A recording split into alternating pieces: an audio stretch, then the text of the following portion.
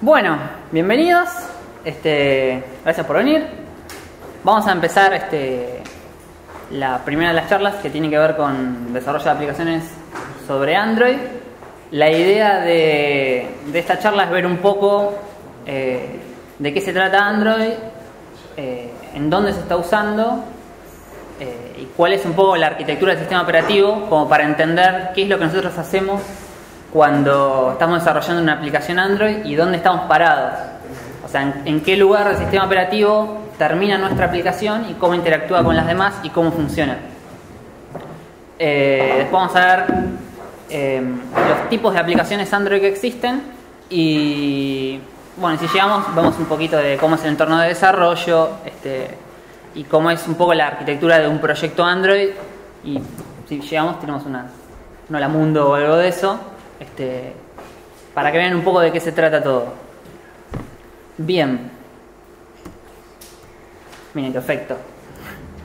El sistema operativo comenzó siendo, digamos, o sea, nació en esta empresa que se llamaba Android Inc., que fue apoyada primero financieramente por Google y después fue comprada por Google. Y digamos que así nació el proyecto Android. Tenemos una gran comunidad de desarrolladores, ¿sí? Como ustedes pueden ver cuando entran a Google Play, hay miles y miles de aplicaciones. Por otro lado, cuando ustedes, del punto de vista del desarrollador, jamás van a sentir que un problema que tienen no lo pueden solucionar, tanto sea por la documentación oficial que existe, como por la cantidad de blogs y Stack Overflow y páginas por el estilo, en donde están planteados absolutamente cualquier tipo de problema que a ustedes se les pueda presentar cuando están desarrollando en Android. Y la verdad que el soporte es muy grande y digamos que nunca nos vamos a quedar trabados intentando desarrollar algo. Y eso está bueno y quizás no pasa en todos los lenguajes o en todas los sistemas en donde nosotros desarrollamos. Así que bueno, eso es un punto importante y a favor de desarrollar en Android, ¿no? Bueno, otra cosa que supongo que todos lo saben, pero igual vale la pena mencionar, es que Android está basado en Linux, ¿sí? O sea, se partió de una versión del kernel de Linux para desarrollar Android, y digamos que muchas de las cosas que funcionan en Linux funcionan en Android, a pesar de que la plataforma es otra, quiero decir, los microprocesadores son otros y demás. No hay nada raro en Android, ¿sí? O nada muy raro. Y hoy en día el kernel oficial de Linux tiene la opción de lo quiero usar para Android cuando ustedes lo compilan, y es el mismo kernel el de Linux que el de Android, ¿sí? O sea, todos los cambios que Google implementó en el kernel para que Android sea Android ya se sumaron al kernel oficial de Linux y digamos que ya son lo mismo, ¿sí? Ustedes pueden compilar Android utilizando el kernel oficial de Linux, no tienen que usar ninguna cosa rara. Es Linux, con ciertas diferencias. Bien, cuando nosotros desarrollamos aplicaciones, generalmente, o digamos que en el 99% de los casos, vamos a utilizar lenguaje Java, porque así es como se pensó, y porque existe todo un framework y toda una cantidad de bibliotecas Java que digamos que ya están pensadas para que uno desarrolle utilizándolas, ¿sí? A pesar de que, como dijimos, que Android es Linux, y en Android podemos correr Python, y en Android podemos hacer un programa en C y ejecutarlo, digamos que está pensado para desarrollar en Java, ¿sí? O sea, todas las herramientas para el desarrollador están a disposición y están escritas en Java. Así que tenemos que lidiar con ese lenguaje. Bueno, para el que sepa algo de Java, que no es tan importante en realidad, pero digamos que Android es open source y se partió para construir Android de las bibliotecas de Java, de una de las versiones de Java open source, ¿sí? Como ustedes saben, Java de Oracle no es open source, pero cuando nosotros usamos Linux, tenemos otras versiones de Java que podemos utilizar, que son open source, como OpenJDK y muchas otras. Creo que esa es la más conocida de todas. Y había un proyecto de una versión de Java open source que se llamaba Apache Harmony, que ahora no está activo más, pero digamos que ese es el proyecto que se tomó, ese es el código fuente que se tomó de Java para hacer Android, ¿sí? Un detalle para que sepan de dónde sacaron lo que sería la base de Java para hacer este framework Java sobre Android y que nosotros podamos desarrollar aplicaciones. Eso, o sea, no nos impacta en nada de, por ejemplo, el que ya conoce Java, ¿sí? O sea, todo lo que podía hacer lo puede seguir haciendo. Igual ya vamos a entrar más en detalle en ese tema. Bien. Bueno, por otro lado, quizá ustedes piensen en Android como el sistema operativo que corre en su teléfono celular o en su tablet, pero hoy en día se está extendiendo mucho más eso y no solamente encontramos Android en celulares y tablets, sino que desde relojes o cosas por el estilo hasta cámaras de fotos y Smart TV, ahora se está empezando a utilizar mucho, podemos encontrar este sistema operativo, quizá un poco modificado o quizá alguna versión estándar, pero o con algunas aplicaciones específicas de los dispositivos estos en particular, pero digamos que Android se está extendiendo mucho más. Lo del horno es un chiste, pero existe, o sea, es real, pero digamos que es sorprendente que ocurra. Y lo que es autos se está empezando también a implementar y se va a empezar a implementar. Inclusive las bibliotecas o las herramientas de desarrollo que ahora Google está dando de Android tienen su versión Wear, que son, digamos, las cosas que uno viste, como pueden ser los anteojos o Google Glass o los relojes y cosas por el estilo. Están todas las herramientas que son para TV y están todas las herramientas que son para auto, que todavía está muy en previo. Si ustedes entran en la página de developers de Android lo pueden ver. Están esas tres divisiones como cosas extras que se van a empezar a implementar, porque ya una aplicación Android no es una aplicación que va a correr acá, sino que es una aplicación que puede correr en una tele o en un auto, y hay pequeñas diferencias. La idea es que el sistema operativo sea uno solo. La próxima versión de Android ya va a contemplar un montón de cosas que tienen que ver con eso, con unificar, que el sistema operativo sea uno solo, a pesar de que después haya distintas herramientas de desarrollo para hacer aplicaciones para auto o para Smart TVs. Bien. Así que bueno, esto es un poco cómo está hoy en día Android, y que día a día sigue creciendo. Es importante saberlo, y que las aplicaciones cada vez se van a empezar a utilizar más, y es digamos, importante conocer este mundo, que tampoco es tan misterioso una vez que estamos adentro, ¿no? Bien, vamos a hablar un poco ya que dijimos que las aplicaciones Android se programan en Java, la idea es contarles un poco cómo trabaja este lenguaje y cómo se implementó en Android. Es bastante interesante conocer todo este mecanismo. Quizá muchos ya lo sepan, los que programan en Java seguramente, pero van a ver que hay cosas interesantes para ver. Bueno, cuando nosotros escribimos código Java, así como cuando nosotros escribimos un código en C, lo escribimos en un archivo .c, o cuando escribimos código en Python lo escribimos en un archivo .py, los códigos Java se escriben en un archivo .java y llevan un proceso de compilación, en donde lo que se termina generando es un bytecode. Un bytecode serían como unas especies de instrucciones de un microprocesador en particular, pero no son de ningún microprocesador en particular, sino que son instrucciones que otro programa llamado máquina virtual de Java los va a interpretar y los va a ejecutar. Eso hace que Java sea independiente de la plataforma donde se esté ejecutando. ¿Está bien? Nosotros cuando compilamos, no compilamos para ningún procesador en particular, o sea, para ninguna arquitectura en particular. Nunca hacemos un ejecutable para ningún sistema operativo en particular, sino que generamos un bytecode, que son esos archivos .class. Y después va a existir un programa, que es la máquina virtual de Java, que ya alguien la programó para cada sistema operativo y para cada arquitectura, sea ARM, MIPS, Intel y demás, donde va a existir una versión de la JVM para cada una de esas plataformas que va a poder interpretar el mismo bytecode. Entonces la idea de Java es programar una vez, compilar una vez y ejecutar en todos lados, ¿sí? Digamos que ese es el mecanismo que tiene Java para poder ejecutarse. Después, digamos que hay otro tipo de técnicas, ¿sí? Que utiliza Java para ser más eficiente. Porque si nosotros nos quedamos con que hay un programa que nos está interpretando ese bytecode, terminamos con que Java es lento. Que así es como empezó y así es como se formó ese mito de que Java es lento.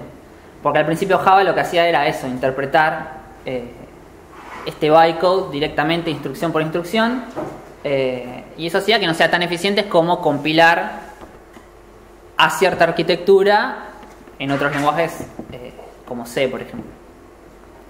Entonces se empezaron a implementar dentro de esta máquina virtual diferentes tipos de optimizaciones.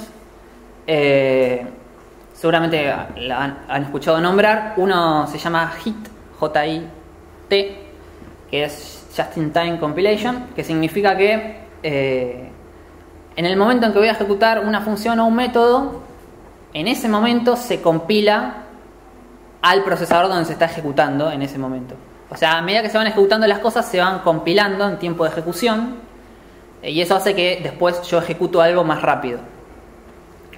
Y otra cosa que mucho más inteligente que también se implementó en estas máquinas virtuales que interpretan Java es decir, bueno, yo me avivé que esta función se está ejecutando muchas veces, entonces la compilo en tiempo de ejecución para ganar optimización, y cuando ejecuto eso lo estoy ejecutando directamente sobre instrucciones de ese microprocesador donde yo estoy ejecutando.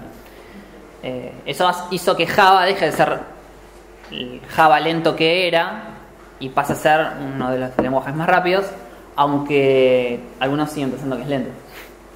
Pero digamos que creció mucho en ese aspecto, y digamos que se implementó este lenguaje para desarrollar aplicaciones en Android. Esto quiere decir que en Android se debe haber escrito una JVM en particular, por lo que podemos deducir de acá, ¿sí? Ya vamos ahora más adelante a ver un poco más de eso.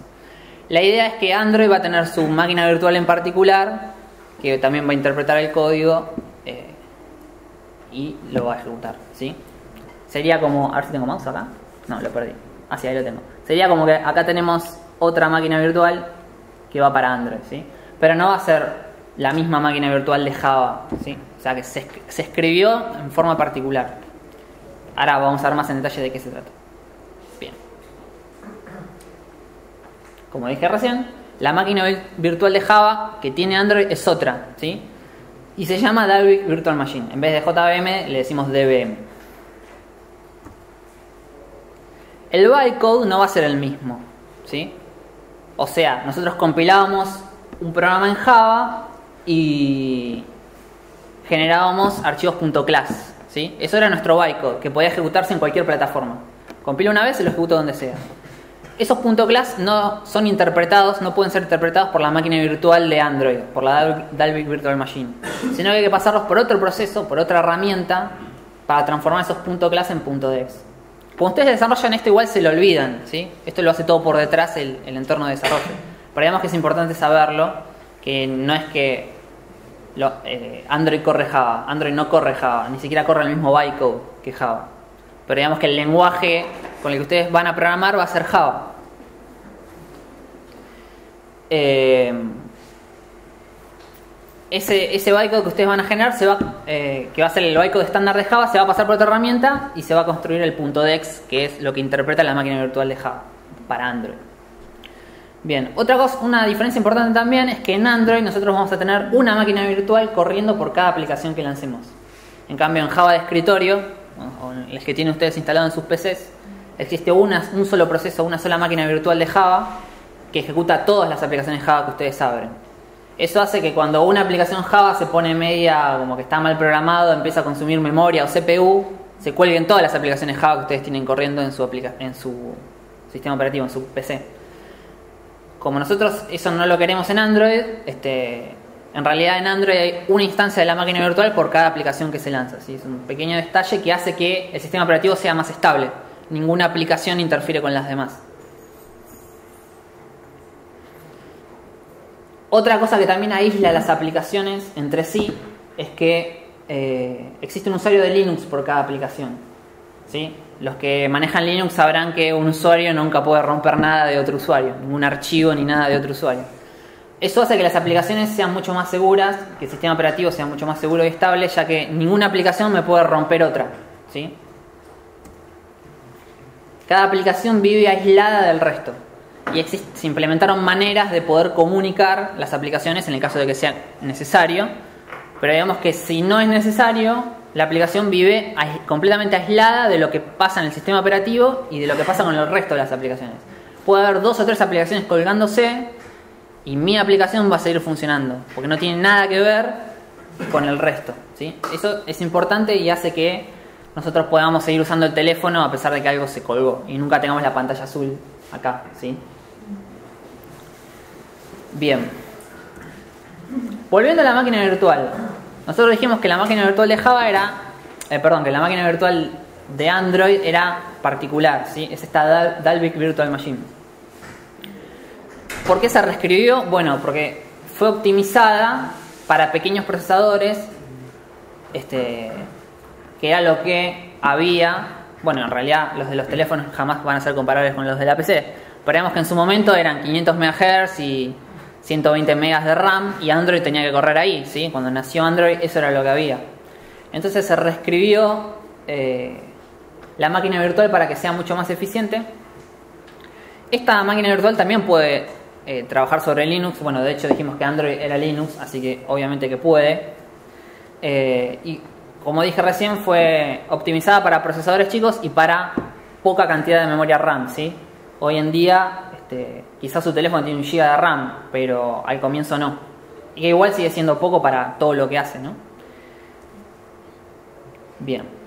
Y por otro lado, ¿por qué el bytecode no es el bytecode? No es el mismo. Bueno, porque es más compacto. Que sea más compacto significa que quizá hay cosas que ocupaban muchos bytes, muchas instrucciones de esas a las que se compila el código Java, ocupaban muchos bytes y se escribían de una manera para que ocupen menos. Eso implica que se terminan ejecutando menos instrucciones. Y que se terminen ejecutando menos instrucciones significa menos instrucciones de CPU, menos se gasta la batería. Cosa a tener en cuenta cuando estamos en un teléfono, ¿sí? Si nosotros ponemos un while true y adentro no ponemos nada y tenemos algo que está consumiendo el 100% del CPU y hacemos una aplicación Android que haga eso, es una aplicación que se tiene que llamar gastador de batería, porque eso es lo que hace, ¿sí? Entonces se tomaron muchos recaudos cuando se escribió esta máquina virtual para que funcione en celulares, ¿sí? Equipos con mucho menos recursos que una PC. Por eso no se implementó la máquina virtual que ya existía, ¿sí? Por eso no se usó OpenJDK y se puso dentro de Android y listo. Bien. Bueno, no puede ejecutar bytecode Java estándar, ya lo dijimos. Que el class se pasaba a un punto de .exe, ya lo dijimos. Pero eso no significa que no sirva nada de todo lo que nosotros escribimos. O sea, nosotros tenemos una biblioteca Java ya compilada, ¿sí? Tenemos un punto class, un punto jar. Digamos que piénsenlos como un punto jar sería algo así como muchos punto class juntos, zipeados. Y eso es una biblioteca Java, ¿sí? Nosotros la podemos utilizar desde cualquier proyecto Java. Nosotros vamos a poder seguir utilizando eso, ¿sí? Nosotros nos bajamos una una biblioteca Java compilada, la incluimos a nuestro proyecto y la podemos usar. ¿Por qué? Porque el proceso sigue siendo el mismo. Nosotros siempre vamos a compilar Java con el compilador de Java estándar y vamos a generar los .class. Eso hace que el mejor compilador Java nos va a optimizar al máximo nuestro bytecode, ¿sí? Y a medida que siga saliendo un mejor compilador, vamos a seguir utilizando un mejor compilador y nunca vamos a perdernos de eso. No es que hay un compilador especial que agarra nuestro código Java y genera los .dex, que es lo que nosotros necesitamos para que corran la Dalvik Virtual Machine. Nosotros vamos a seguir utilizando el compilador de Java estándar. Y ahí ganamos optimización. ¿Está bien? Y después hay otra herramienta que ya es propia de Android que nos va a transformar esos .class en .dex. Bien. Bueno, y por último, cuando nosotros programamos Java para Android, estamos programando Java 6, ¿sí? A pesar de que hace poco había salido Java 8, todavía eso no está implementado. Recién en KitKat se implementaron algunos cambios que eran de Java 7, ¿sí? Pero hasta el momento todo lo que nosotros programamos de Java en Android era de Java 6, ¿sí? Que igual nos sobra. Bien. ART. ART es una novedad, ¿sí? Que empezó a estar, digamos, en forma experimental en la versión de Android KitKat. Es una máquina virtual distinta, ¿sí? En Dalvik Virtual Machine, todo lo que les conté hasta recién se va a dejar de utilizar, ¿sí? Es lo que existe en todos los teléfonos que tenemos nosotros y es experimental en KitKat. Eso quiere decir que ustedes lo tienen que habilitar en la configuración. Si no lo hacen, todas sus aplicaciones corren con la Dalvik Virtual Machine. En el caso de que ustedes habiliten ART, digamos que es lo que va a reemplazar a la Dalvik Virtual Machine. En KitKat lo van a poder habilitar y en la nueva versión de Android, que creo que va a salir en octubre, que por ahora se llama Android L, ya va a venir definitivo este Android Runtime, ¿sí? La Dalvik va a quedar de lado. ¿Cuáles son las ventajas que tiene esta nueva máquina virtual? Dijeron, ¿y por qué no compilamos cuando el usuario instala la aplicación? ¿Sí? La terminamos de compilar ya para la arquitectura de dónde la está instalando. Y después obviamente que la aplicación va a correr más rápido, porque en vez de estar interpretando bytecode, ya es una aplicación nativa. Digamos que hay un poco de eso en la idea. Y lo que se termina haciendo es que esos .dex que corrían en la Dalvik van a seguir corriendo, pero en esta nueva versión lo que va a ocurrir es que se va a compilar al target donde se está ejecutando, y eso va a hacer que sea mucho más rápido, se gana muchísima optimización. Hay unos gráficos ahí por internet, pero no los quise poner, eran medios todavía preliminares, en donde se ve la diferencia entre la performance de la Dalvik Virtual Machine y esta nueva ART. Así que esto es lo nuevo que va a venir, está experimentado en KitKat y en la próxima versión de Android ya va a ser definitivo. Digamos que no podía contarles esto solo sin contarles lo anterior, ¿no? Bueno, y entre las mejoras, además de ese tema de la compilación, hay mejoras en Garbage Collector, que tiene que ver con cómo Java administra la memoria y los objetos que ya no se utilizan más. Recuerden que nunca tenemos que liberar memoria en Java, ¿sí? Simplemente dejamos de usar el objeto, lo desreferenciamos y la propia máquina virtual se encarga de liberar la memoria. Y agregaron también más detalle en lo que sería cuando algo explotó y tenemos una excepción, el error es mucho más claro en esta nueva máquina virtual. O por lo menos eso dicen. Y bueno, y soporte para 64 bits, que esto es importantísimo porque hasta ahora Android era 32 bits, ¿sí? Ya existen algunas tablets que son de 64, pero están corriendo Android de 32, ¿sí? Android no es 64 bits, a pesar de que ya existen microprocesadores ARM de 64 bits, Android no lo soporta. Esta nueva versión de Android, que ya está preliminar desde la semana pasada y que va a salir oficialmente en octubre, creo, si no lo retrasan, ya va a soportar 64 bits, ¿sí? Eso está bueno porque así, digamos que sigue creciendo la potencia en los dispositivos, si no estábamos siempre limitados a 32. Y que digamos que Android ya se estaba quedando chico con respecto a eso. Así que bueno, vamos a tener soporte de 64 bits. Bien. Bueno, este gráfico lo pueden encontrar en la página de Android Developers. Y la idea no es entrar en mucho detalle, sino ver un poco dónde estamos parados nosotros cuando desarrollamos una aplicación. Esta es la arquitectura del sistema operativo, ¿sí? Ya sea con la Dalvik Virtual Machine o con la nueva ART o lo que sea, la arquitectura no va a cambiar mucho, va a ser esta. Nosotros tenemos un kernel de Linux, que es el kernel oficial de Linux, compilado con las opciones de Android. Tampoco vamos a entrar en detalle en qué agregó Android, ¿sí?, al kernel, pero hay muchas cosas que agregaron. Pero digamos que eso es lo que ustedes ven en rojo, ¿sí? Es la base. Es el kernel de Linux que fue escrito en C y que interactúa con el hardware, ¿sí? Y nos permite que el sistema operativo corra en cierta plataforma en particular. Sobre eso, o digamos lo que va a utilizar esas bibliotecas de bajo nivel del kernel, el kernel en sí, es un conjunto de bibliotecas que es lo que ustedes ven en verde, que vienen en este sistema operativo y que tienen que ver con bases de datos como SQLite que ven ahí o OpenGL para hacer, es una biblioteca gráfica para 2D y 3D, ¿sí? Son todas cosas de mediano o bajo nivel implementadas en 6 C++. Y son todas bibliotecas que se utilizan desde este framework Java que yo les decía que existe, que es esa primera franja azul que ustedes ven ahí que dice Application Framework. Eso, digamos, que sería la API de Android, ¿sí? Es sobre lo que nosotros desarrollamos aplicaciones. Nuestras aplicaciones van a estar por encima de eso, van a utilizar ese Application Framework. Son un montón de clases Java que nos van a permitir usar el GPS, reproducir un sonido, usar una base de datos.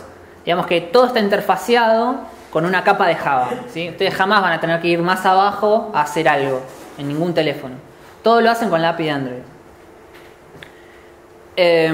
Bueno, y por encima de todo tenemos las aplicaciones, ¿sí? Las aplicaciones no solamente el jueguito que ustedes abren, ¿sí? En Android todo es una aplicación. El Home, su escritorio es una aplicación, ¿sí? Lo que llama por teléfono es una aplicación. La agenda es una aplicación. Todo es una aplicación más escrita en Java, ¿sí? Utilizando este Application Framework. Obviamente que nadie nos impide desde Java poder montar o cargar una biblioteca de C y utilizarla, ¿no? Pero digamos que eso no es lo recomendado y no se utiliza nunca, excepto quizá en desarrollo de videojuegos con OpenGL y demás, en donde ustedes directamente escriben todo en C++ o en C. Pero digamos, sacando esas excepciones, ustedes siempre, cualquier tipo de aplicación, la hacen en Java, ¿sí? Y jamás tienen que usar ninguna cosa rara que no esté en la API de Android, que sería ese Application Framework. Y bueno, y a su derecha pueden ver eso que dice Android Runtime, que es la Dalvik Virtual Machine, con esas core libraries que digamos que son las bibliotecas de Java estándar que se utilizaron para hacer la base de Java en donde se desarrolló este Application Framework, ¿sí? Una cosa que no les dije, que es importante, es que nosotros en Android no tenemos todas las bibliotecas de Java estándar, ¿sí? Por ejemplo, todo lo que es la gráfica es completamente diferente. Ustedes no tienen ni Swing ni AWT, que son bibliotecas de Java para hacer formularios y demás. Todo eso no existe, ¿sí? Todo eso lo sacaron, lo recortaron. Hicieron su propia interfaz gráfica, ¿sí? Que es bastante diferente a eso. Y también agregaron muchas cosas que Java estándar no tiene. Por ejemplo, JSON, para parsear JSON. Creo que XML también. Java estándar no lo tiene. Y acá sí existe como estándar, ¿sí? No tienen que agregar nada externo para parsear un XML. Bien. Bueno, entonces cuando nosotros desarrollamos una aplicación, la estamos poniendo aquí arriba. ¿Tengo el mouse? Sí. Acá, ¿sí? Vamos a estar acá parados desarrollando. Y vamos a utilizar este Application Framework. Que digamos que en cada versión de Android tiene su versión del Application Framework, que digamos que esa es la versión de la API de Android, se conoce como eso. Que hay muchas, y eso trae a veces problemas, ¿sí? Porque hay cosas que están o no están según la versión y ustedes tienen que tener cuidado, que usan, que no usan, usar bibliotecas de compatibilidad para usar cosas nuevas en las versiones viejas de Android, que hay un par de esas cosas, que últimamente lo terminaron de resolver muy bien. Hay una biblioteca que nos da compatibilidad desde Android 2.2. Incluimos esa biblioteca y es como si estuviéramos programando en la última versión de Android. Y no se tienen que preocupar mucho por nada, excepto por 2 o 3 nombres que cambian en el nombre de las clases. Después es exactamente lo mismo, ¿sí? O sea que más ahora, hoy, gracias a Dios, está bastante fácil implementar desde la versión más vieja hasta la versión más nueva. Pero hace unos años era un poco más complejo. Igual tampoco era tan drástico. Bien, la idea de esto es simplemente mostrarle qué tan rápido creció el sistema operativo, ¿sí? En versiones. Fíjense que en 4 años tenemos 1, 2, 3, 4, tenemos 10 versiones, ¿sí? Y eso por un lado fue bueno, y por otro lado, porque digamos que fue bueno porque agregaron un montón de cosas muy rápidamente y corrigieron un montón de errores muy rápidamente. Inclusive en un momento se optó por decir, bueno, hagamos 2 Androids, uno para tablets y otro para teléfonos. Sí, ahí es cuando salió Android 3.0. Después dijeron, no, esto es un lío bárbaro para desarrollar, volvamos a hacer uno solo. Y ahí es cuando nació Android 4, ¿sí? Y ahora tienen el mismo problema otra vez, porque ahora tienen autos, tienen Smart TVs, y se les está empezando a dividir de nuevo. Y la idea de esta nueva versión de Android, que va a salir ahora en octubre, es otra vez volver a unificar bien eso, y que el sistema operativo siga siendo uno solo, ¿sí? En el momento que dividieron fue un error, y por eso volvieron a unir y a tener una sola versión. Y acá está un poco cómo está la fragmentación. Esto se conoce como fragmentación. Digamos, cómo se están distribuyendo las versiones hoy en día, o más o menos hoy en día. Esto creo que es del 4 de junio, bueno, hace un mes. Fíjense que está bastante dividido. Y el problema está en la versión 2.3 para abajo, ¿sí? En donde ahí hay muchísimas cosas que no están en la versión 4, de la versión 4 para arriba. Y fíjense que eso que ven ahí como API es la versión de este Application Framework que estábamos viendo en el gráfico anterior, ¿sí? Digamos que eso es lo que en realidad cuando nosotros desarrollamos nos tiene que importar. ¿Cuál es la versión de la API con la que estamos desarrollando? O entre qué versiones de API estamos desarrollando. No nos interesa si se llama KitKat o lo que sea, ¿sí? Nos interesa la versión de la API, porque eso es lo que hace que las cosas estén o no estén, ¿sí? Cuando nosotros llamamos un método puede que esté o no esté. Bueno, digamos que esto es un poco la distribución. Así que nada, esto generalmente lo que se hace es empezar a laburar de 2.2 y a medida que hay cosas que no se pueden hacer, empezar a subir el mínimo, ¿sí? Sacrificamos el mínimo para ganar funcionalidad en la aplicación. Igual ya les digo que con esta biblioteca de compatibilidad que salió ahora es bastante... da lo mismo, digamos. Y otra cosa a tener en cuenta es que todavía hay muchísimo Android 2.3, ¿sí? No es que nosotros podamos decir, bueno, para Android 2.3 no desarrollo, porque total nadie tiene. Pero fíjense que hay un 15% que todavía está utilizando esa versión. Porque los dispositivos no se actualizan, ¿sí? Muy pocos dispositivos se actualizan, y hasta que no haya un recambio tecnológico, la gente sigue teniendo un Android viejo, ¿sí? Así que no hay que discriminar a nadie, sino tratar de desarrollar para la mayor cantidad de versiones posible, para el mayor rango posible. Bien.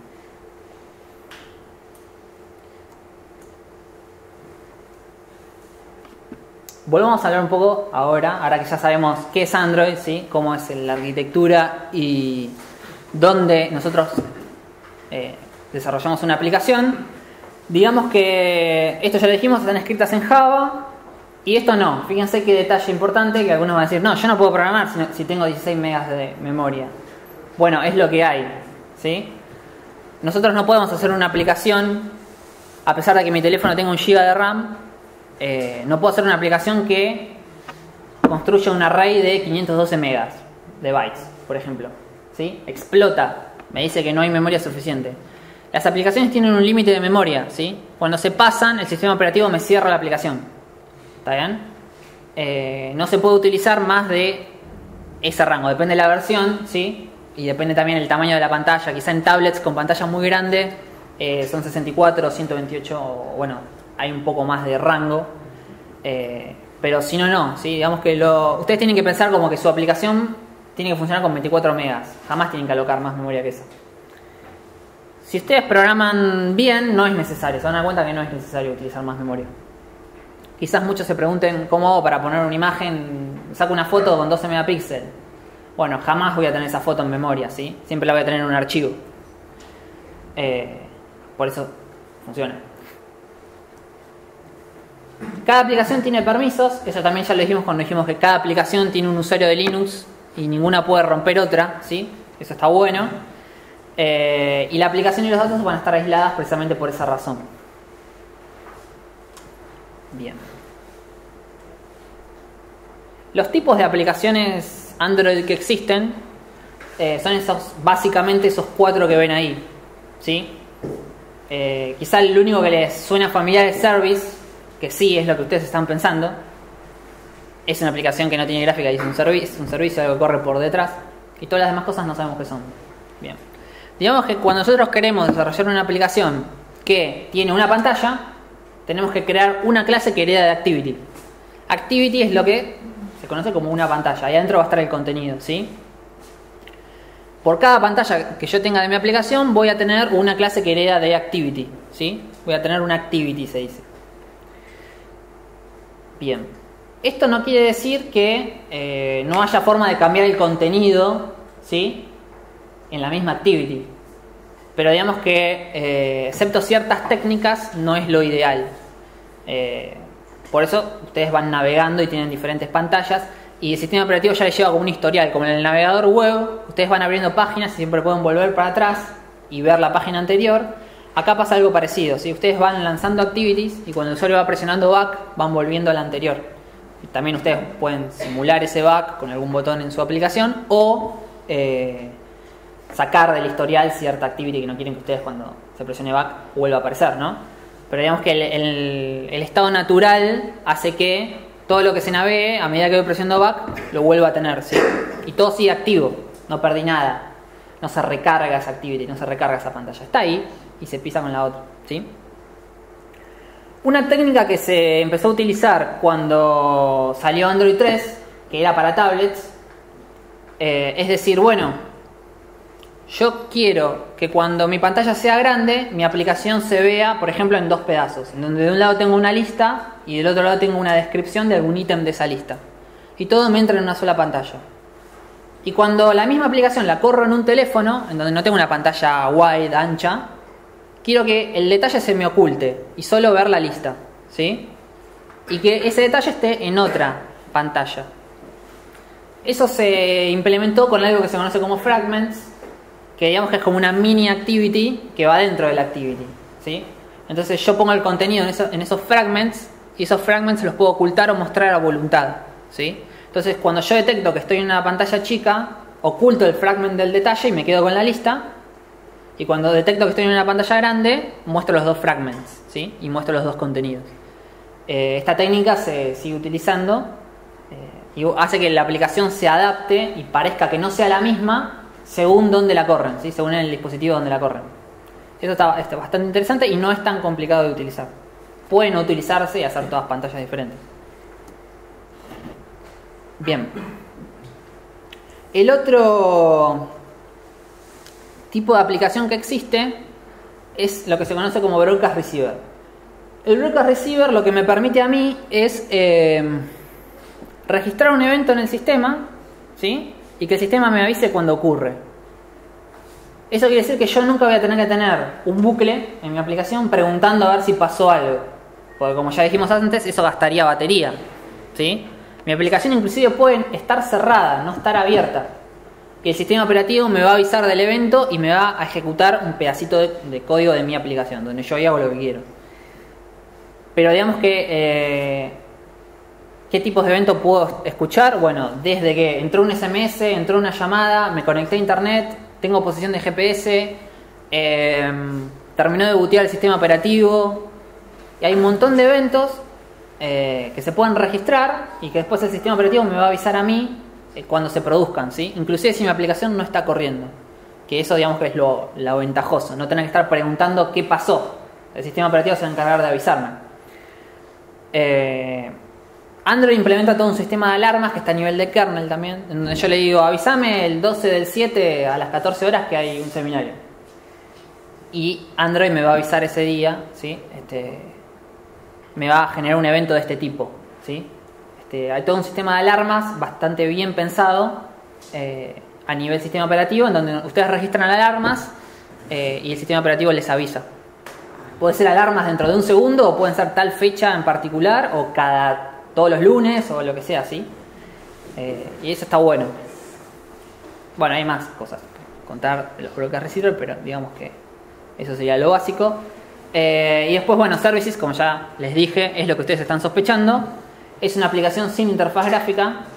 Recuerden que las activities eran las que tenían interfaz gráfica y los services no. Va a ser una clase dentro de mi proyecto que hereda de service, lo lanzo de cierta manera en particular y realizo una tarea en segundo plano. Esa tarea generalmente, ¿qué es? Sincronizar con internet ciertos datos de mi aplicación o bajar un archivo y dejarlo por ahí, y ese tipo de cosas, ¿sí?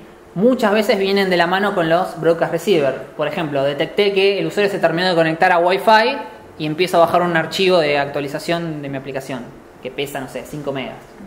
¿Está bien? Y eso lo hago por detrás, mientras ni siquiera le lanzo mi aplicación al usuario. Quizás si lo que haga es mostrarle una notificación, que es un poco el dibujito ese que está ahí. Generalmente los servicios, la manera de interactuar con el usuario que tienen es con una notificación, que es lo que les aparece arriba, ¿sí? Aunque ustedes podrían, desde un servicio, directamente lanzar una activity y que no importa lo que esté haciendo el usuario, se le ponga su aplicación en primer plano, pero a ustedes nunca les pasó eso, porque no es lo que se está acostumbrando no es lo que se acostumbra a hacer, ¿sí? Nosotros no podemos interrumpir al usuario con nada de lo que está haciendo para de repente lanzarles nuestra aplicación. Así que generalmente lo que se hace es mostrar notificaciones, ¿sí? También con un broadcast receiver solo. La aplicación que recibe los SMS tiene un broadcast receiver que escucha los SMS. Y cuando llega un SMS no le abre la aplicación de los SMS, no, le pone una notificación. Entonces generalmente este tipo de aplicaciones, los broadcast receivers y los services, interactúan con las notificaciones, ¿sí? No directamente con la pantalla, para no interrumpir lo que está haciendo el usuario. Y por último tenemos este concepto que también se implementó, que es otro tipo de aplicación que está pensada para consumir información desde otra aplicación.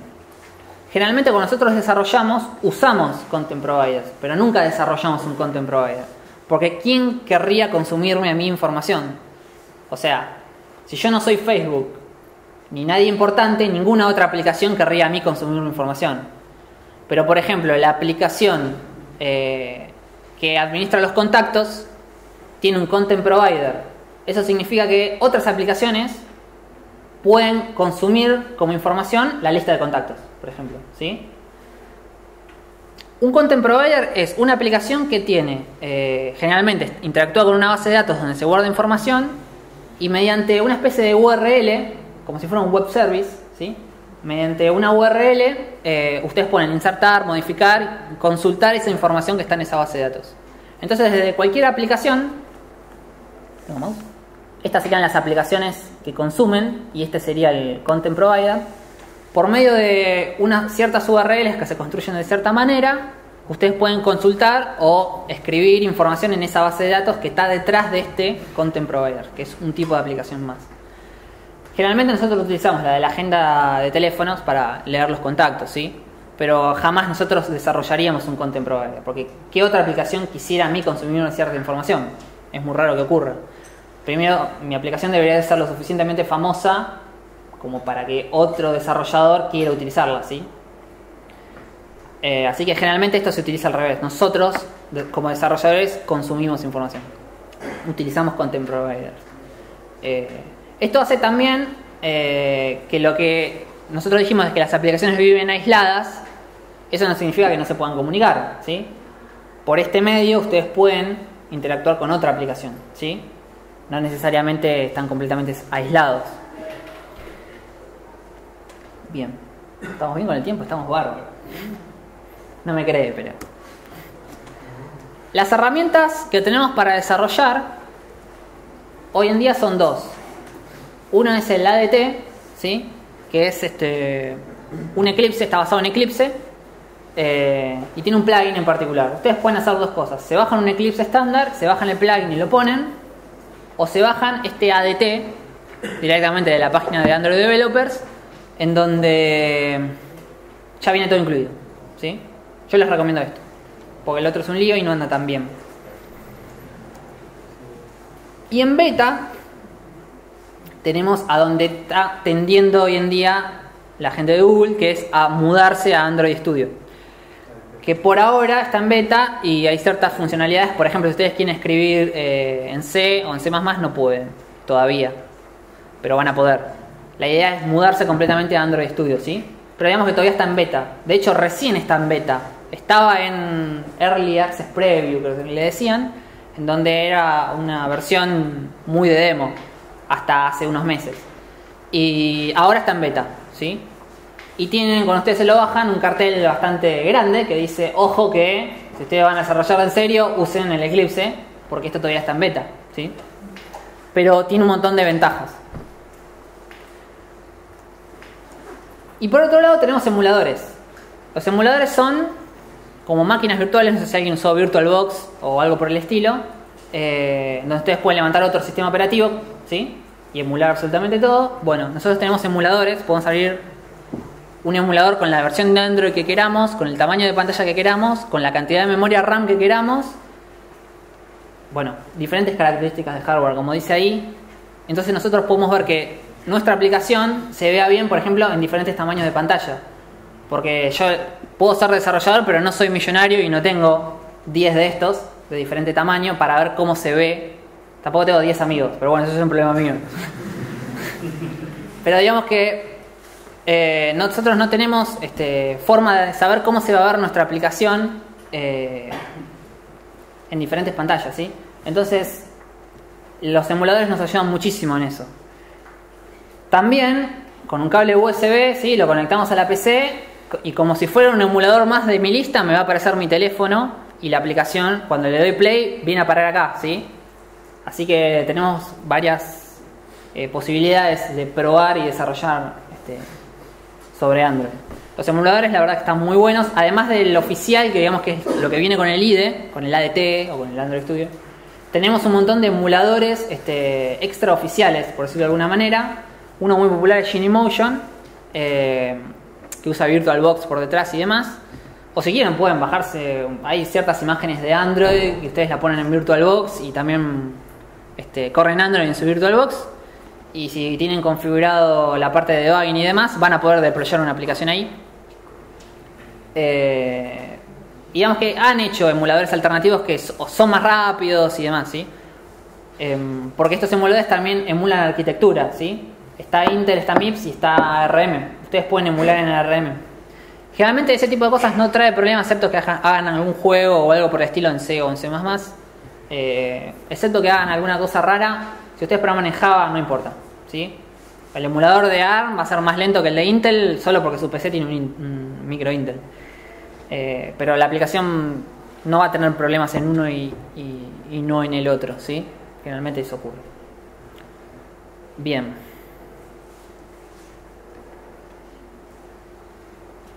Y hay una parte interesante. Llegué, les quería mostrar un poquito cómo es el IDE y demás, ¿sí? Hay muchas cosas para ver.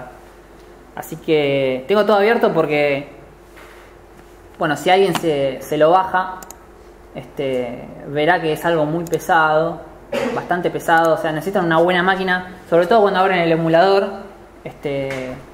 Tengo uno abierto acá. Acá está. Este tiene Jelly Bean, ¿sí? Fíjense que hago clic y bueno, tarda un poco, ¿sí? Pero se puede usar, ¿está bien? Cuanto más CPU tengan, mejor, ¿sí? Yo hice chiquitito, pero pueden hacer uno con una pantalla gigante, va a ser más lento todavía, por eso lo hago chiquito. Y pueden abrir muchos de estos, ¿sí? Esto está basado en QEMU, que es, digamos, como un VirtualBox que se usa mucho en Linux. En QEMU corren estos. Todo lo que yo les estoy mostrando acá, esto no lo dije pero lo voy a aclarar, el IDE y las herramientas y demás existen tanto para Linux como para Windows como para Mac y no presentan absolutamente ninguna diferencia, ¿sí? Exactamente lo mismo, porque de hecho el Eclipse no se instala, ¿sí? O sea, ni siquiera necesitamos un instalador, es un zip que ustedes se lo bajan, lo descomprimen, le dan doble clic y ya está. Lo que sí se tienen que instalar es las herramientas para desarrollar de Java, ¿sí? O sea, JDK y demás. Pero sacando eso, después el IDE, digamos que no tiene ningún instalador. Simplemente es un ejecutable. Si ustedes se fijan, bueno, se los voy a mostrar, queda un poco desprolijo, pero es esta carpeta. Ustedes la descomprimen y es esta carpeta. Que va a tener esta carpeta SDK, que son las herramientas específicas de Android, y un Eclipse, ¿sí? De hecho le dejaron hasta el nombre, Eclipse se llama. Esto es Yo me bajé el ADT, pero se llama Eclipse el ejecutable. Y cuando abre, lo único que tiene diferente es el splash que dice ADT y bueno, se pone un icono acá que es el mismo icono verde ese que acá no se me está viendo. Pero digamos que no es nada raro, no hay ninguna diferencia con lo que hablamos ni con lo que voy a mostrar entre Linux, Windows y Mac, ¿sí? Bien. Bueno, los que ya usan Eclipse quizás se sientan bastante familiarizados con esto, los que no, no tiene nada raro. Acá tenemos los proyectos y acá se nos van abriendo los archivos, ¿sí? Yo acá hice un proyecto que va desde Android 2.2 hasta Android 4.4. Entonces, automáticamente se me agregó a mi proyecto, que es este, yo construí esto, y se me agregó esta biblioteca de compatibilidad, que este proyecto la está usando. Esta es la biblioteca que yo les decía que me va a permitir usar las cosas de Android 4.4 en 2.2, ¿sí? Entonces no voy a tener ningún problema para desarrollar. Hay muy pocas diferencias. Entonces mi idea era mostrarles un poco cómo era la arquitectura del proyecto, ¿sí? Fíjense que tenemos un montón de cosas acá y todas son igual de importantes, ¿sí? Por un lado tenemos la carpeta source, en donde adentro van a estar los packages Java comunes que ustedes ya conocen si programan Java, y dentro van a estar los archivos Java, ¿sí? Recuerden que yo les dije que cada pantalla de mi aplicación era una activity. Fíjense que esta clase era de Action Bar Activity. Olvídense de Action Bar, podría heredar de Activity. Esto es para que aparezca el Action Bar arriba, ¿sí? Tiene que ver con la biblioteca de compatibilidad. Si ustedes programaran en una versión de Android más alta, directamente ponen que heredan de Activity, ¿sí? Bien, y después tenemos una carpeta de archivos que se nos van a generar solos, ¿sí? Cada vez que nosotros compilamos, que ni siquiera lo tenemos que hacer, cuando nosotros guardamos esto se compila solo, ¿sí? Cada vez que guardamos compiló, o cada vez que le damos play compila. Y se nos generan un montón de clases. La que vamos a utilizar mucho es esta R y ahora vamos a ver por qué. Por otro lado tenemos lo que yo les decía, este Application Framework, la API de Android, ¿sí? Es esto que está acá. Fíjense que es un jar y adentro tiene absolutamente todas las cosas de Android, ¿sí? Todos los .class de absolutamente todo lo que ustedes pueden usar de Android está incluido y listo para usar, ¿sí? Bueno, algunas otras bibliotecas que también son de Android.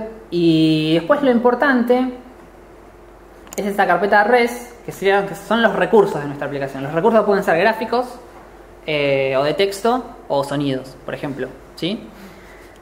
Y fíjense que en estas carpetas donde podemos guardar archivos de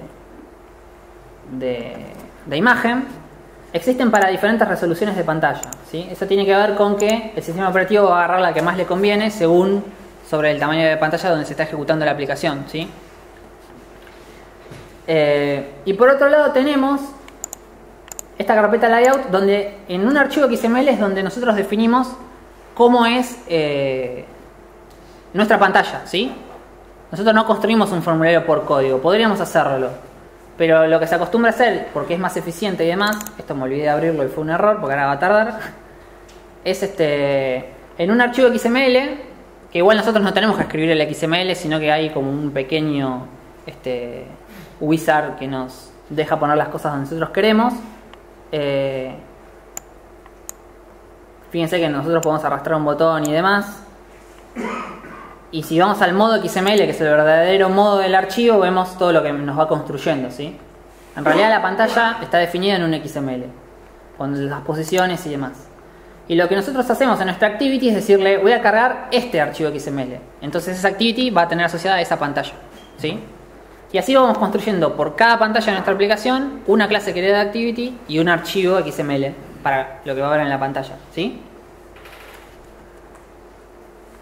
Bien. ¿Me puedo pasar 5 minutos? Empecé y 5.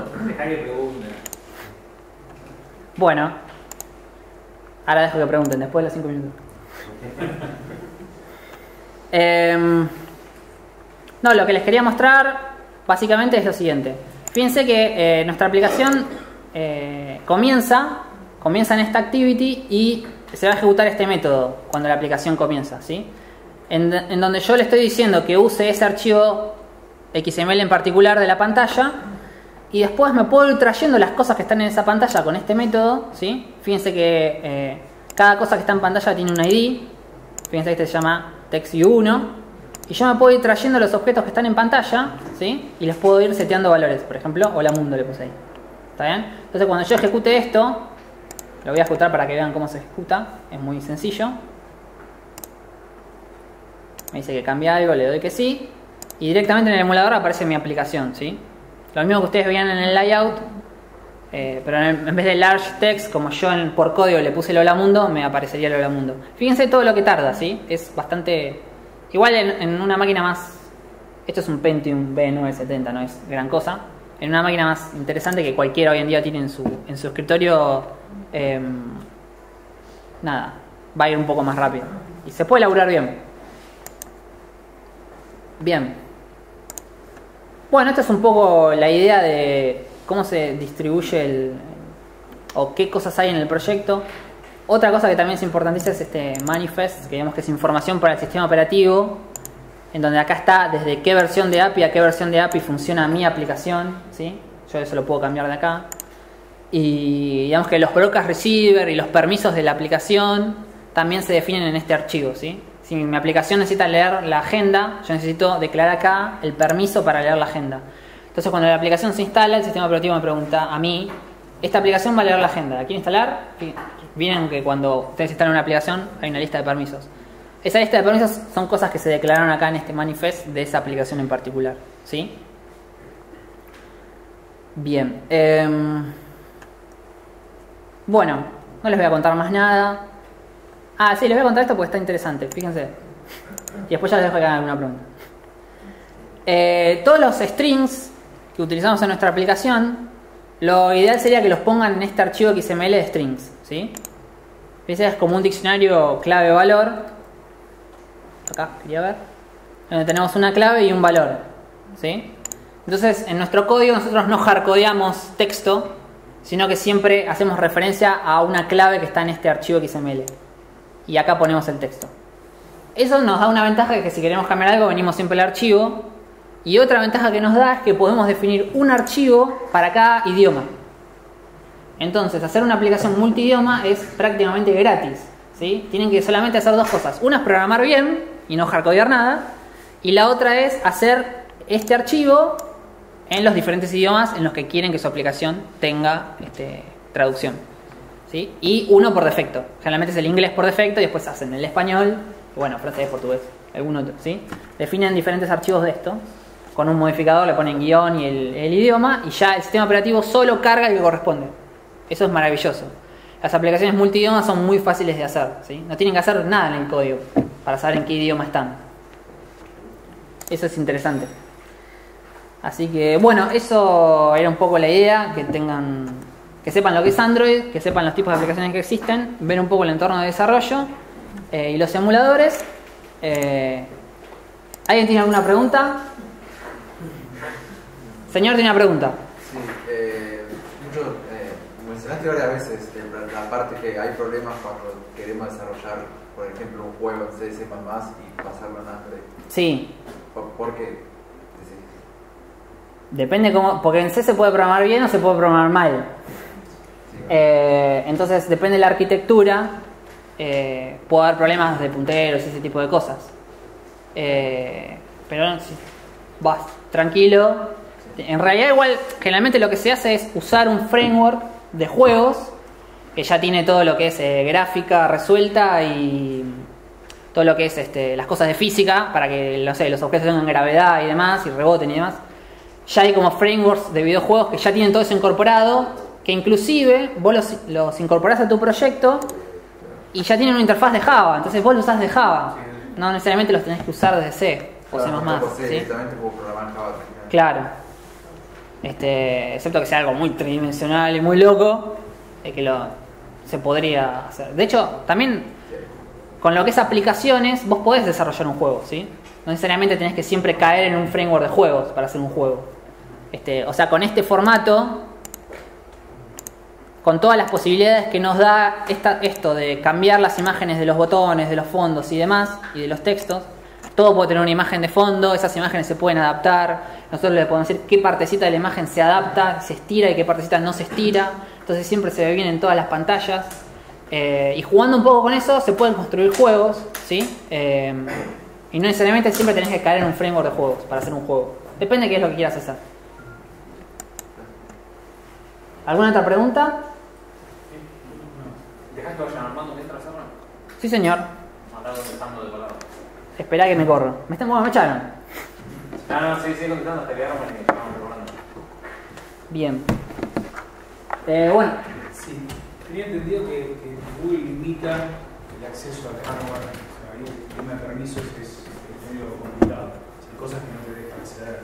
Si vos declaras el permiso en el manifest, desde el framework de Android que ya tenés para desarrollar, puedes acceder a lo que quieras.